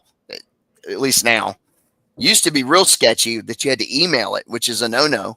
That's ex parte. But anyway, you submit it. Alabama has the best electronic filing system in the states, believe it or not. It's fantastic. And they just take it and select all and copy. That's it. Yep. If that, they may just print it and sign it. I don't know. It just depends. And that's it. Yeah, that's what they do. So, well, I know it's getting late. Thanks for joining me. I appreciate it, man. If you could, if you can, the purpose besides shining a light on it, and hopefully scaring things away, or at least making a move away from the light, or let me use the analogy of fire, because it tends to. I had a friend of mine who's he's an attorney where I live now, and he's his quote is always, "Fire cleanses everything," and it does. Yeah. You know, and in this instance, it's like that's the only thing we've got is this. Mm-hmm. I mean, Brandon's been through it. This, oh my God! Did you read? Let me put this up here. Did you read what this dude Brooklyn put up here? I didn't. Holy crap! This is insane. I'll post it on here. Hang on. Let me see if I can find it. And that's text. This is total. He's got 4, and he's saying that's extra. Now, this is what's going to blow your mind. Here we go. This is their age. Wow. Oh, he gets better. I mean, they should be married. And I wanted to ask him, I mean, the only way to do that is if your child is like, and they better be getting Social Security for mental retardation. Literally. Yeah. That's because luckily in 2013, there was a court case because the judges were doing this in Alabama. And the Supreme Court said, no, only way we're doing this. And I mean, the only way is if your child is retarded and has to have literally, they better have around the clock care, medical stuff, you know,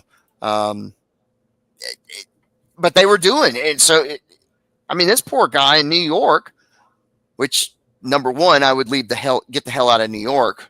I wouldn't be there.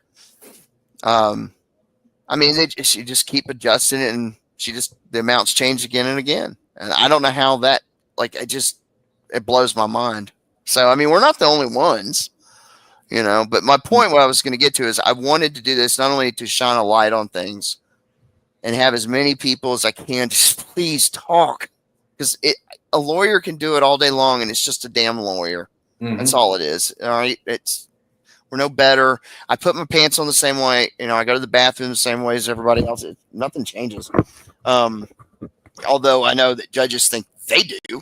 You know, there's only one Donald Trump and one gold toilet. Right. Okay? And exactly. He's got it.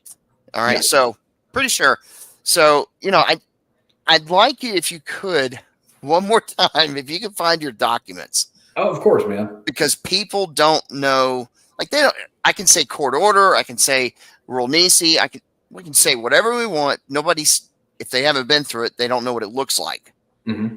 And so that was another thing, is I wanted to be able to explain things to people of what is the system, you know, how does it work? It doesn't. No, it does. A lot of the times it does not. You know, cool. Yeah, I'll pull some stuff together. We can go through it. Cool. I'll probably do mine too, because I don't care. Right. I just don't care. You know, okay, take me to the bar. It's my case. You know, I don't. It's kind of like, you know, when I had a district court judge where I'm at now, and I've got legal custody from another state, so they have to honor it. I just hadn't filed it, and he says, "You don't have the right to talk about what your kid's, you know, been arrested for." And I'm like, "You? Yes, I do. If I want to waive that, I have every legal right." He's like, "I don't think you do." I'm like, "I do." Mm-hmm. You know, but my only option at that point was to fight him, go to the appellate court or go to circuit court, and then go from there and get him appealed, you know, mandamus him. And it's somewhat, screw it. Yeah. And the case is over now anyway, and he's still in prison, so it don't matter. I can say whatever the hell it was. Right. I can't, because I'm afraid YouTube will bounce the episode. Yeah, you never know with them. Yeah, I don't know. If we were on Rumble, I could say it. You know, he's a sex offender. I mean, it sucks, you know, but it is what it is. But the system is so broken, they make you even pay for them. That's what I was going to tell you, is that I had to pay for his therapy. Wow. For what he did. Yeah. Yeah. So I know what it's like. Unfortunately. So if I do practice again down there, it's not easy, because you see this stuff, and I mean, part of me wants to just punch the guy or girl in the mouth and take the charge. You know, it's like, I'll take the misdemeanor. It's all right. Because I mean, where I'm at now, until I get convicted, I don't lose my life. And in Alabama, I will say, if you get arrested, you're going to get suspended. You're done. You're getting a suspension. So they are pretty tight on that. So hopefully it's still that way. It was when I was still practicing. So all right, man. Well, I hope it's been cathartic. I hope it doesn't set you back psychologically having to go through all this bullshit. No, man, it's all day, every day for me. I know it is. And it's not, it's like every day. Can it just end? How old's your oldest kid? How old's your youngest? Yeah, my youngest is 12. He'll be 13 this year. Oh shit! You still got 6 years. He's been in this since he was 7. Damn. Like 7, 8 years old. Like, and I'm like, just get over yourself already. Yeah. Get over yourself already. Mom, get over yourself already. She's not gonna. No, she's not gonna. What the hell did I just do? She doesn't give a shit. She really doesn't.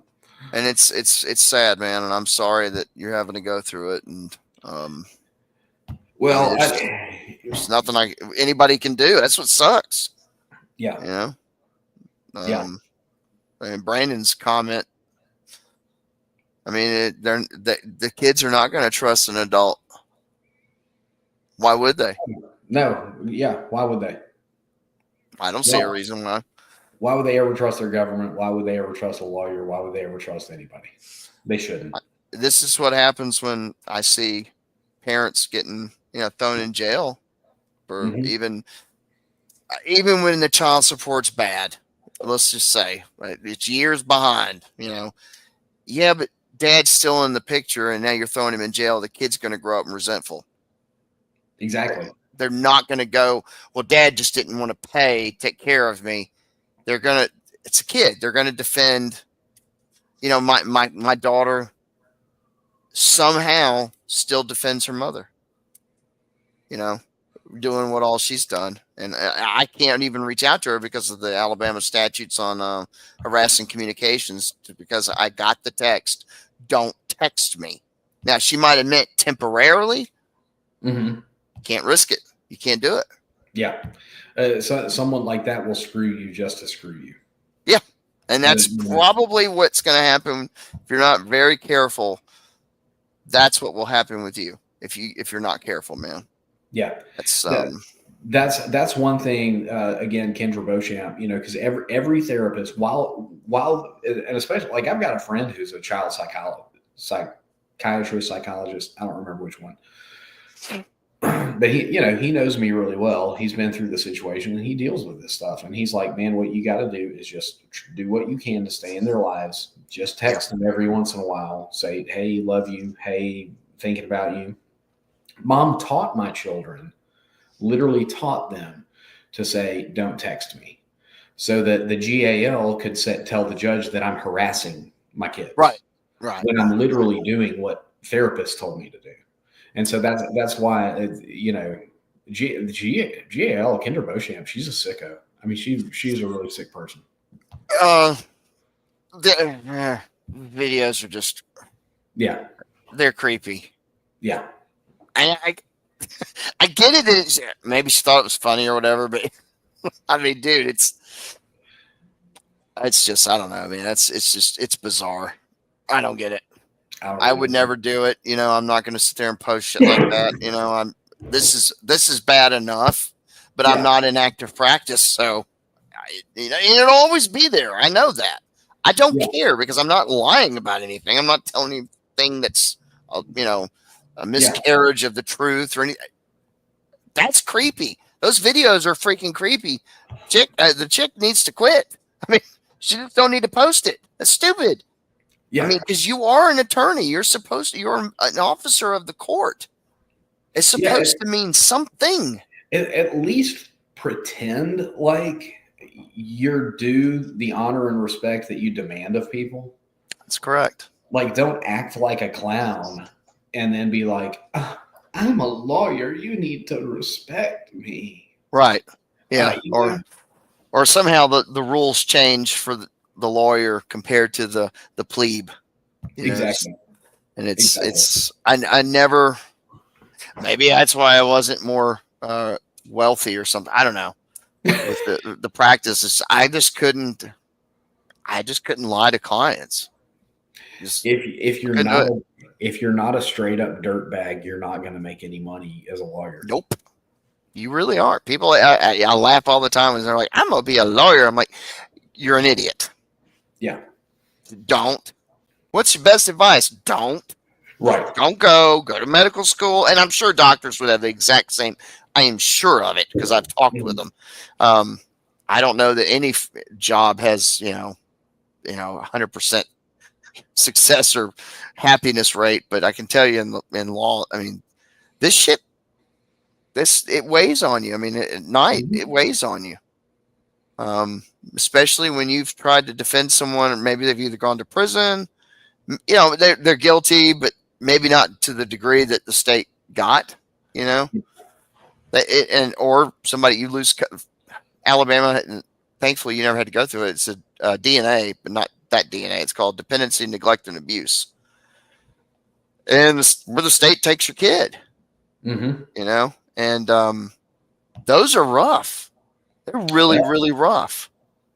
And you have times where it's like, okay, is this really valid? And unfortunately for my clients, they sucked. My clients sucked. And there was times where I was like, score. Yes, the kid's not going to go home with them. I can't say that to them, but it's like, I know that kid's not that kid does not need to go home with either person. They both suck. Yeah. And thankfully the state, won their dependency case in that. But all right, man. Well, we'll Brooklyn's still not. Whatever he's got computer issues. Yeah. All right, man. Well, we'll try to meet up again, and because we've been going like about an hour and 20 minutes, hour and 40 minutes. Pretty good. It's not bad. I don't know how these people. Some of these damn what do they call them, wall tubers. They have like 6 and 7 hour streams. I'm like, what the? Wow.